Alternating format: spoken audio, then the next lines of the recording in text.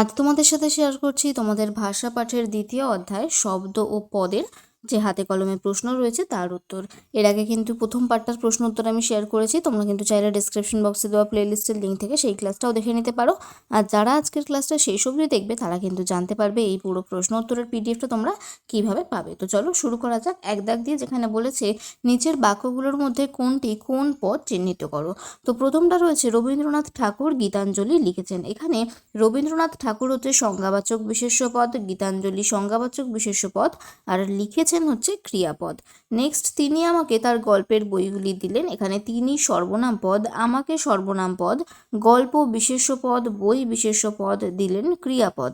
তারপরেটা হচ্ছে আমি চিঠিটা লিখে বাড়ি যাব। আমি সর্বনাম পদ, চিঠিটা বিশেষ্য পদ, লিখে ক্রিয়াপদ, বাড়ি বিশেষ্য পদ, যাব হচ্ছে ক্রিয়াপদ।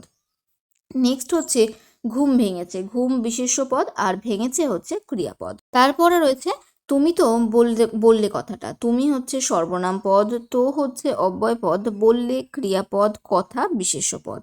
তারপরে দুই দাগের নিচের বাক্যগুলোর মধ্যে ব্যবহৃত ক্রিয়াপদগুলি কোন শ্রেণীর লেখো। সাথী দিদি আমাদের ব্যাকরণ পড়ান। এখানে পড়ান হচ্ছে সমাপিকা ক্রিয়া। ফুল দেখে মনটা আনন্দে ভরে উঠলো হচ্ছে সমাপিকা ক্রিয়া, দেখে ভরে অসমাপিকা ক্রিয়া। নেক্সট, দার্জিলিং থেকে রাবেয়া মিনাকে চিঠি লিখেছে হচ্ছে সমাপিকা ক্রিয়া। সৌম্য ঝড়ের মতো এলো, ঝড়ের মতো চলে গেল, এলো এবং গেল দুটি সমাপিকা ক্রিয়া। তারপরে রয়েছে তিন দাগে নিচে শূন্যস্থানগুলি নির্দেশ অনুযায়ী পূরণ করো।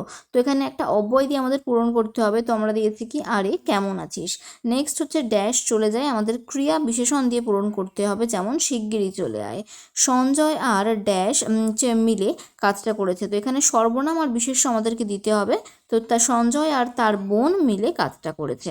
নেক্সট হচ্ছে আমি সাবাস বললাম কিন্তু কি হবে কে জানে। তারপর এটা হবে ডাকলেও শোনে না। নেক্সট হচ্ছে অব্যয় কি, উদাহরণ দিয়ে বুঝিয়ে দাও। যে শব্দের কোনো ব্যয় হয় না, অর্থাৎ কোনো অবস্থাতেই কোনো পরিবর্তন হয় না, তাকে অব্যয় বলে। যেমন রাম আর শ্যাম স্কুলে যায়, বাক্যটিতে আর হলো অব্যয়।